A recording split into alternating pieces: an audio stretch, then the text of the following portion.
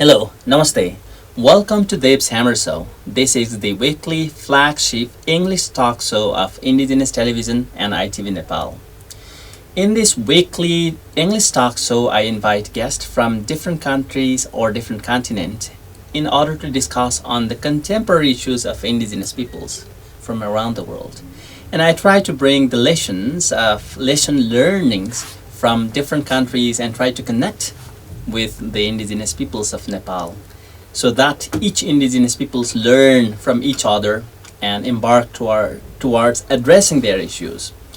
And in this context, I actually have a colleagues coming from South Africa in order to tell the indigenous peoples issues about the indigenous peoples of South Africa. He actually owns and runs indigenous community radio in South Africa.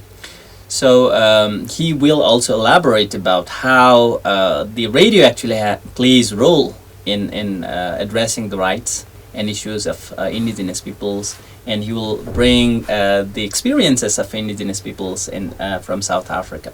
So without delay, let me introduce him, my colleague, the Shaldon Ferrish, who comes from Khoisan indigenous community, which is one of the eldest or the oldest indigenous community in South Africa, to relate his story or Khoisan indigenous communities.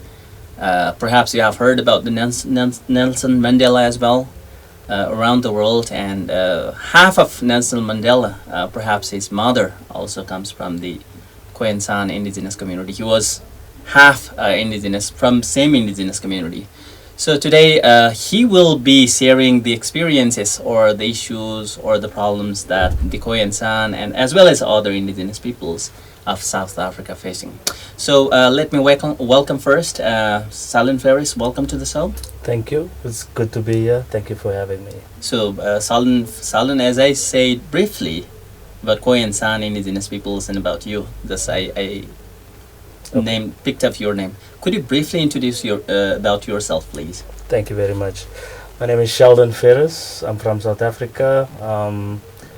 I belong to the Khoisan people. My mother's maiden surname is Damakwa, and I always wondered about the surname because we grew up extremely colonized. So I think many people are familiar with the history of South Africa, but for those who are not, we are still a colonized people today.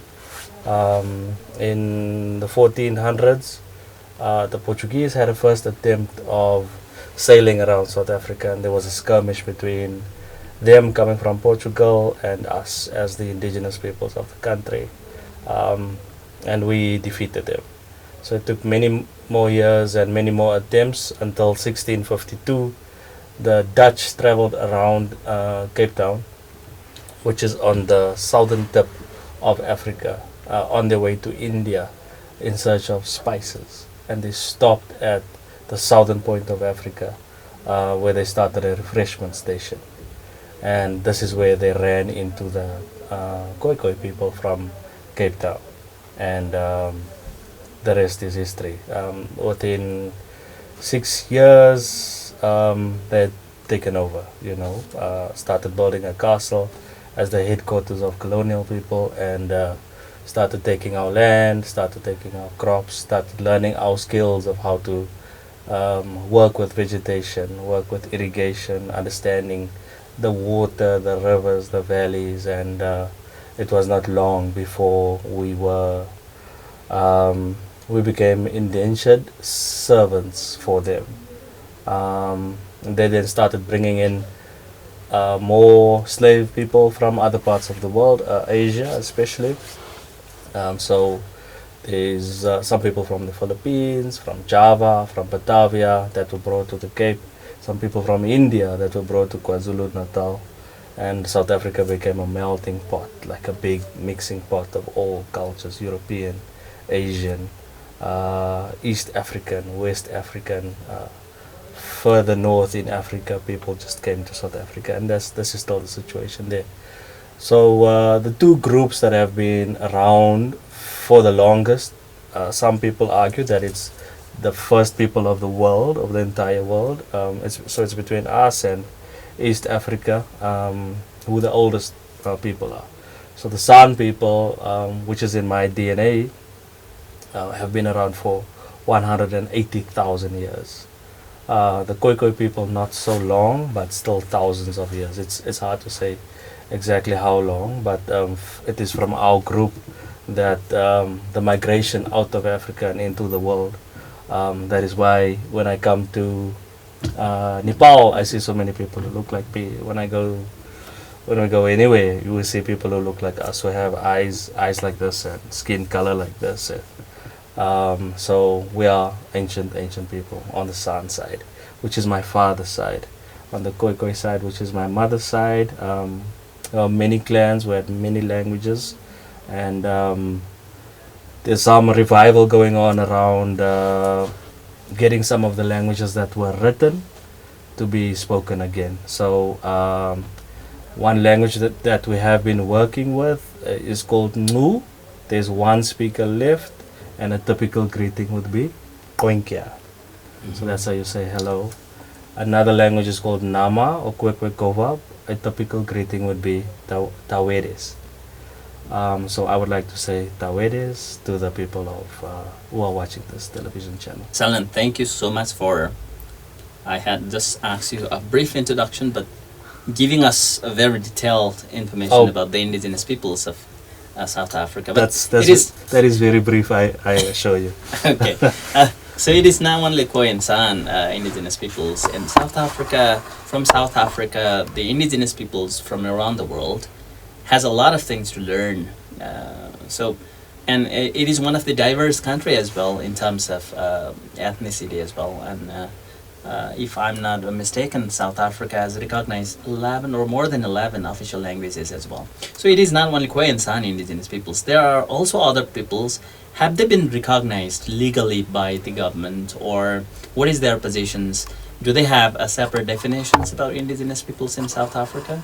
Working on the continent, it is hard because looking at it from a pan-African perspective, we are all related somehow, and borders and division is largely a colonial thing. Like we had rivers that divided people from people always, but physical lines drawn on maps, this is not our doing. So when you ask anybody who is dark-skinned in Africa if they are indigenous, they will say yes, and rightfully so, indigenous to Africa.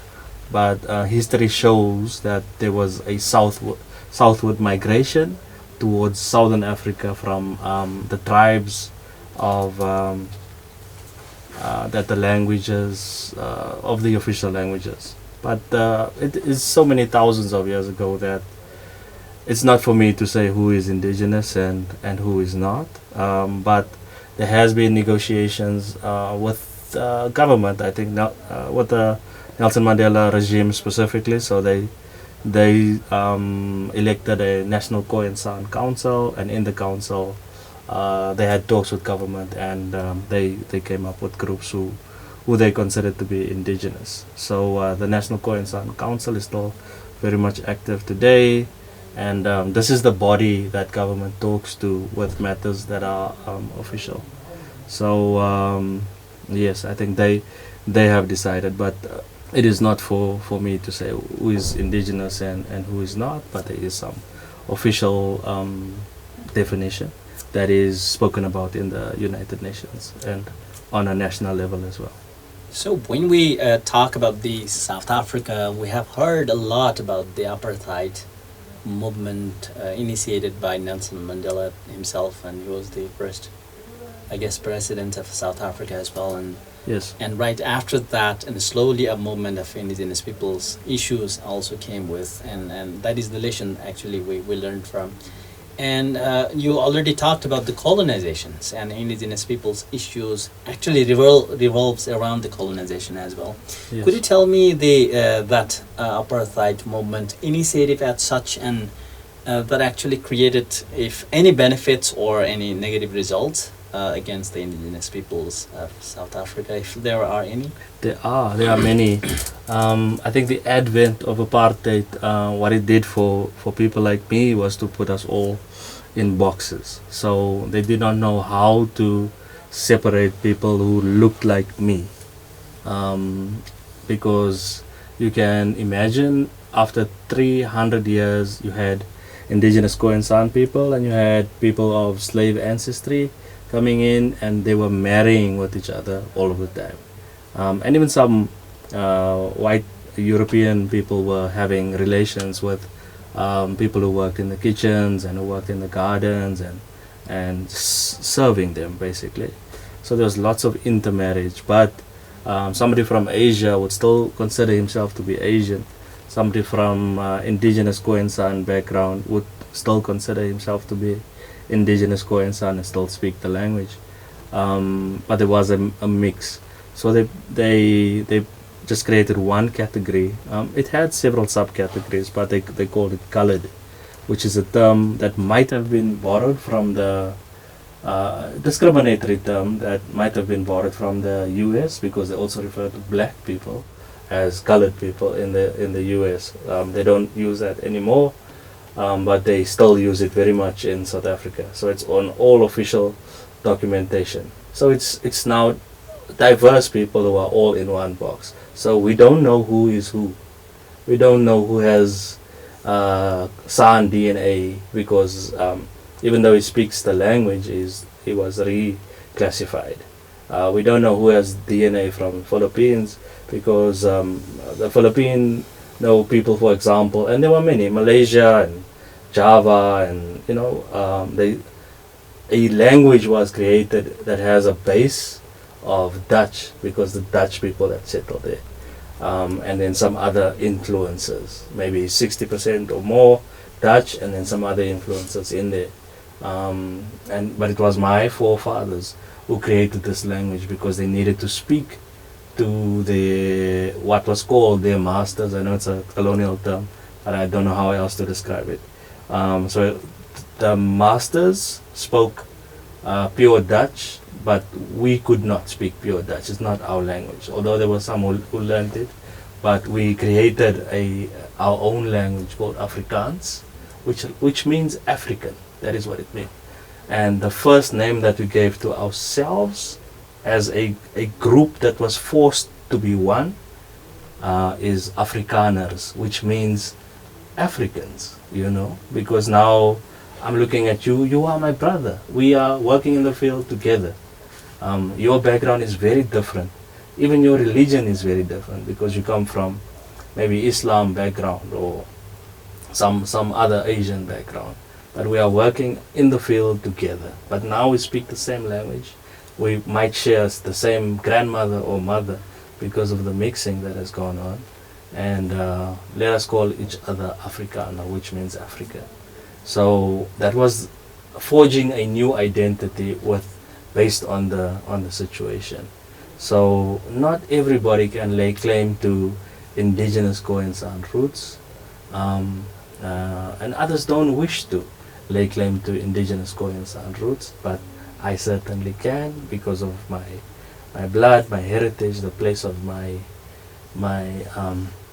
ancestors' birth, which I have visited, and understand that who my great grandmother was, and I got to meet her, and I know that she could speak a certain language.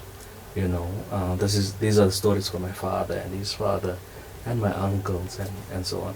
So it's very hard for us, just comparing it with what I've seen here. You, for instance, as people of Nepal, you have Sunuwar in your name, at the end of your name. So this is a good advantage. We don't have it. So we took on even the surnames of the colonizers. Or what they did also was give us surnames according to the date on which they brought you from the ship. So if, for instance, they brought your ancestors on the ship in January, your surname would be January. So once they give you a new official surname, a new official language, you lose everything. So there are very common surnames like January, February, March. There's a song that goes, about it. September, all of those are surnames. Other surnames are like Greek gods, Apollos, for instance, which has nothing to do with who we are as a people.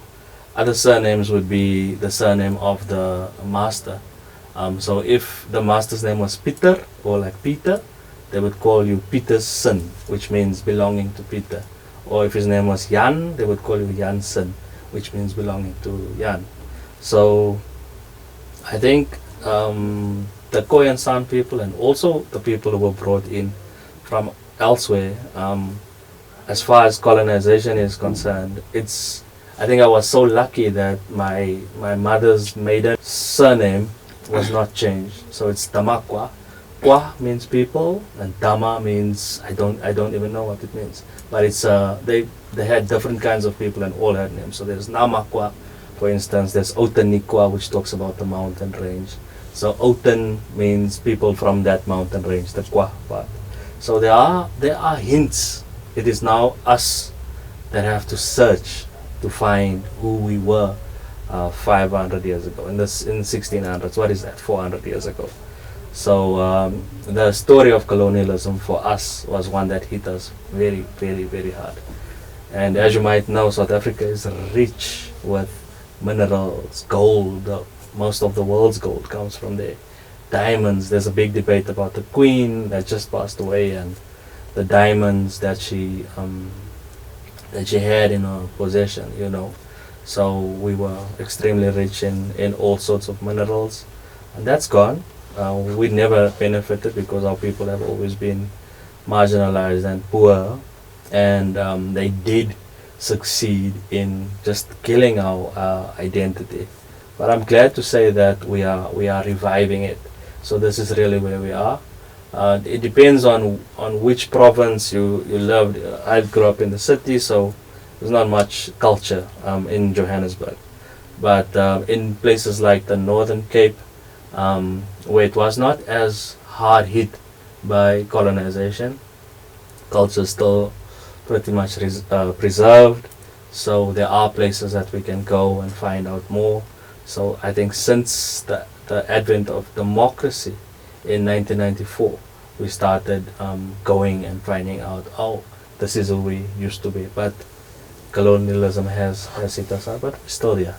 It's really sad to hear how the colonization actually created negative results, and obviously there are a few examples this colonization has brought a good result for indigenous peoples.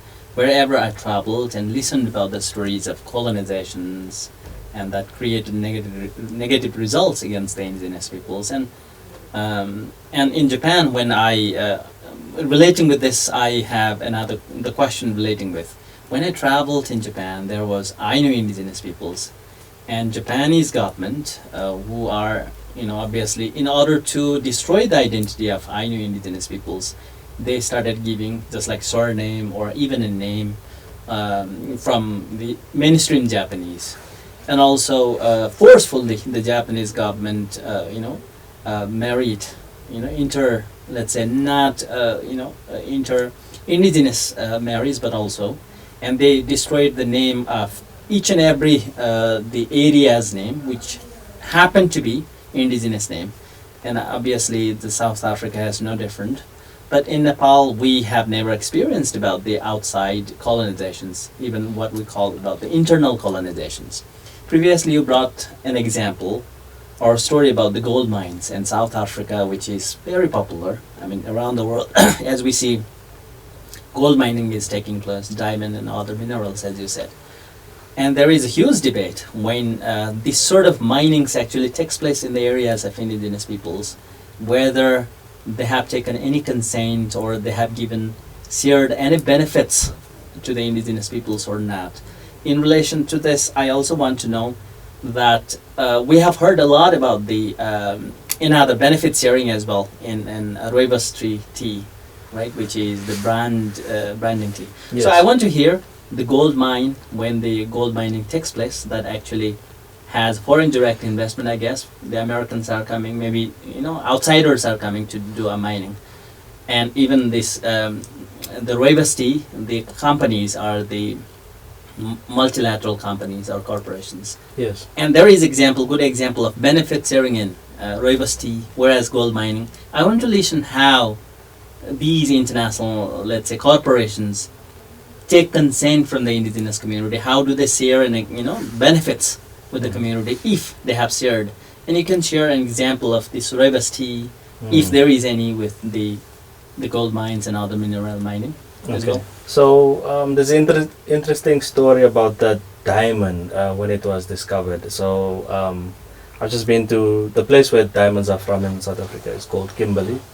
And there was a young Griqua boy. So Griqua is also an indigenous group of people. They are very, very strong in South Africa till today. So they preserve their history and wrote a lot. They have churches called Griqua churches. But this Griqua boy, this is in a book called The Griquas van South Africa. So I have a very rare copy of it. So this boy's name or surname was Damunsa, which is it's a prominent, I'll call us brown people, prominent brown surname in South Africa. And he was walking around playing in the field and just discovered a big stone that he just kicked. And he took it to his dad. His dad looked at it. His dad didn't know the value. His dad showed it to a white man. The white man took it to Cape Town, and the diamond rush started. So as far as being compensated for it, in general, overall, although the ground on which it was discovered still today, if you look at Kimberley and the surrounding areas, it's where Khoikhoi people live. But if you go there today, Khoikhoi people or people of Khoikhoi descent are still very much living in abject poverty. Alcoholism is rife. We have all sorts of social ills. So that doesn't sound like people who have benefited to me. There might be some small cases of examples where people might have been paid out for a piece of land, but in general, my people are poor. My people have not benefited at all from diamonds or gold. I can't think of a particular story when it comes to gold, but I know that people were forcefully removed, and there are many stories that my grandma, grandmother have shared with me about them having to make way in Ferreirasdorp, for instance, in Johannesburg, for people to set up their offices, because that is where the commerce center for exporting gold to everywhere, that is where it stayed. So they had to move, they had to make way for all of this to happen. As far as rooibos tea is concerned, so very recently in November 2019, there was a landmark agreement reached with the Indigenous Khoisan people of South Africa, and the National Khoisan Council was involved in it, in the negotiations, as well as lawyers from Natural Justice, in talking to the Department of, I can't remember, talking to government about I think it's 1.5% of the total money that they make, and I think it's worth 300 million. I don't know if it's US or Rand, but they did get their first payout because it was COVID, right, for the last 2 years. So the first payout they did receive very, very, I think in July 2022 or somewhere close to that. So rooibos tea is a tea that is found in only one area in the Western Cape. So it has many health benefits. Detoxes, if there's pain, you can bath in it. Certain things that needs to be done with it when a baby is born. So it has been a plant that the Khoisan people have been harvesting for centuries. So it has become commercial and it's a big industry, but never has the indigenous owners of the traditional knowledge been awarded anything. So now, once the landmark agreement has been reached, there's some payment that goes from the department, government department, to the councils. I think it's the SAN Council, the National Khoisan Council, and they have meetings and decide how they will filter it through. But we are in that process, or they rather are in that process right now, and we will start hearing about how it has filtered through and which communities are benefiting. But it's a very, very good start, and there's some hope there. As you exactly said, that it is a very good start, and indigenous peoples of Nepal also can learn, and around the world also can learn that how they can take the initiative, or make the investor responsible to pay compensation or the benefit sharing, even if it is a starting. So that is what we learned a lot because in Nepal, a lot of development projects which are being undertaken in the areas or the territories exploiting or misappropriating the natural resources of indigenous peoples, and from that on, indigenous peoples of Nepal also can learn to negotiate with the companies and share the benefits. So a lot of things is there to learn from South African indigenous peoples as well. As I said in background that you also operate radio, indigenous run radio in South Africa, and you yourself is the Indigenous Rights Radio program, which is managed by Cultural Survival, an organization based in one of the pioneer organizations of indigenous peoples, and which has a network around the world with other indigenous community radios. I want to listen what are the roles of indigenous radios or the indigenous radio programs in order to address the issues of indigenous peoples around the world. Could you share that experiences, how your radio has played a role in South Africa, perhaps in revitalization or protection of the languages or addressing the issues of indigenous peoples? I think radio is very, very important because it's still the cheapest medium of communication. So we know and we see that more and more people are using cell phones today, but still it's easy to just switch on the radio. So I'll make a very good example of the radios that we've worked with at Cultural Survival. For instance, Weskus FM, they're on the west coast of South Africa. So they are indigenous fishing, small-scale fishing community, have many issues with licenses. And these are people who have been fishing in Cape Town and the Western Cape there are some fish traps that they've built that are 4,500 years old. So for centuries they have been fishing there. So as governments come into power, they start giving rules and saying you can only fish from this time to this time. So if somebody is used to, I've seen in Nepal people are used to living with mountains. So if somebody comes to you and say, no, you cannot go to the mountain from this time to this time, the whole world will end. So fishing, catching fish, living off the ocean has been part of the small-scale fishers' way of life. It's all they know how to do. They don't know anything else. These are not people who go to study at university, or in some cases they do, but fishing and being part of the ocean is the way of life. And they are able to share ways of coping, ways of dealing with it, or activism with a radio such as Weskus Radio.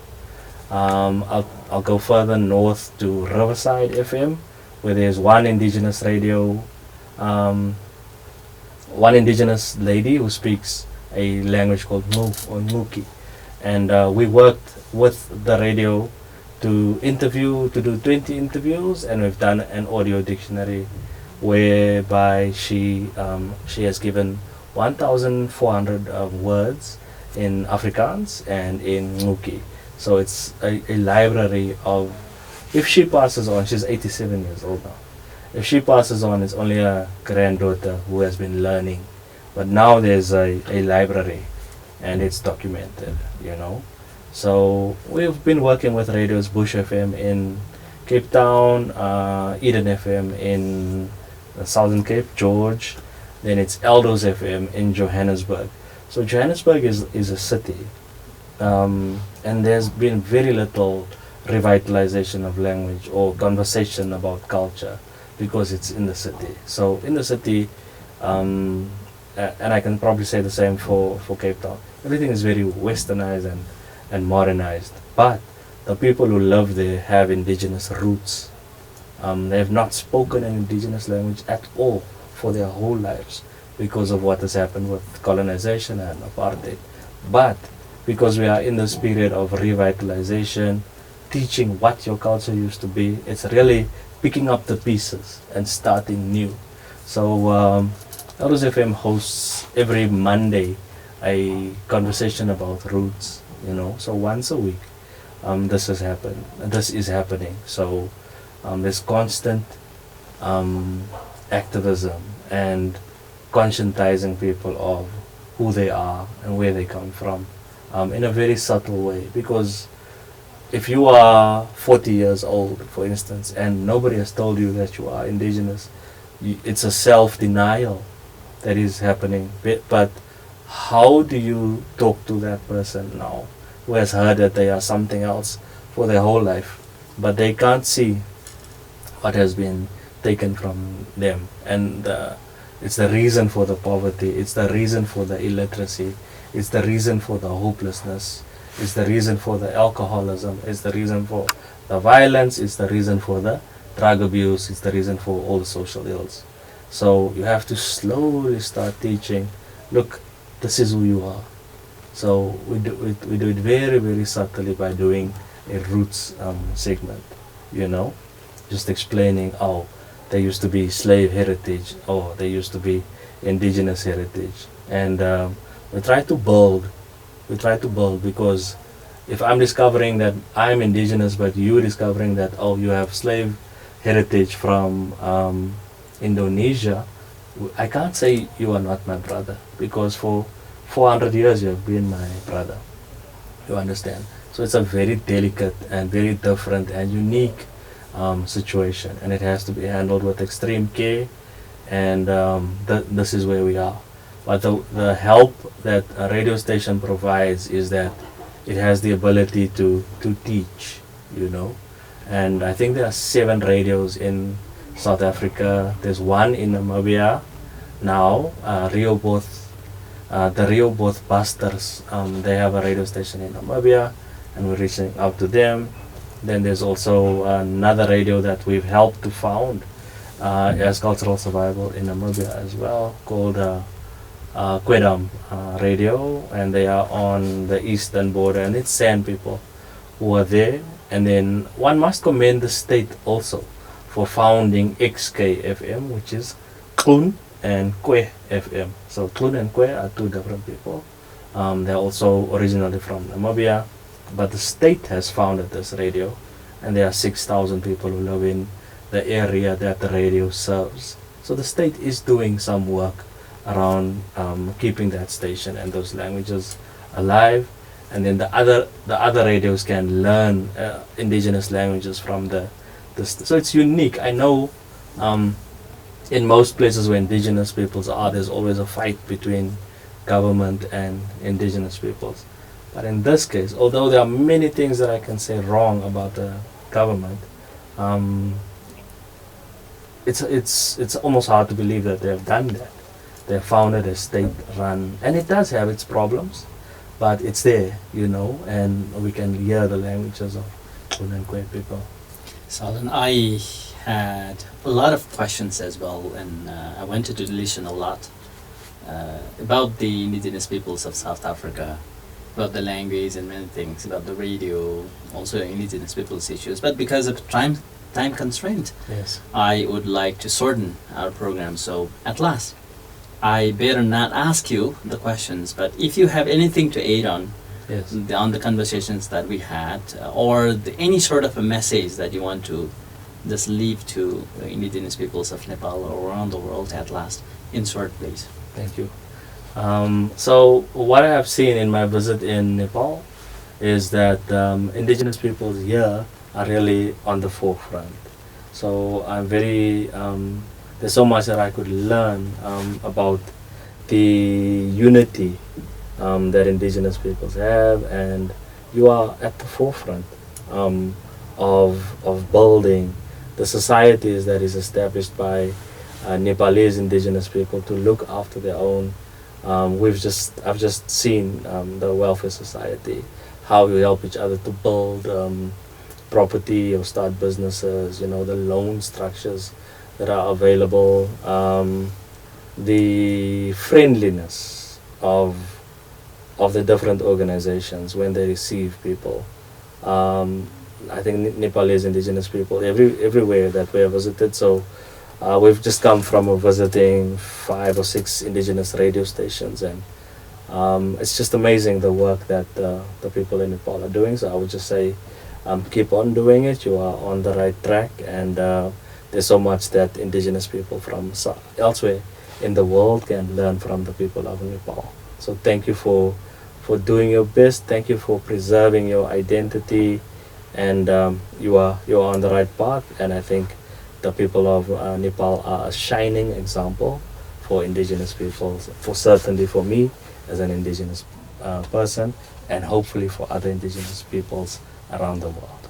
Thank you, Shaldon Ferrish, for making or just keeping some time to visit Indigenous television and also sharing the experiences of Indigenous peoples of South Africa. Thank you. Namaste. So today I had invited Shaldon Ferrish, who is one of the journalists and Indigenous rights activist. I say young Indigenous rights activist from South Africa, and with him we basically talked about the issues and the some initiative taken by Indigenous peoples of South Africa and the problems they have faced, and also to some extent the role of Indigenous radios and Indigenous radio programs in so many areas. So as we have come to the end of the show, if you have any queries and feedbacks regarding this program, you can reach me at indigenoustelevision@gmail.com. And next week I will try to come with a new guest to discuss on the new topics. By then, have a nice weekend. Namaste.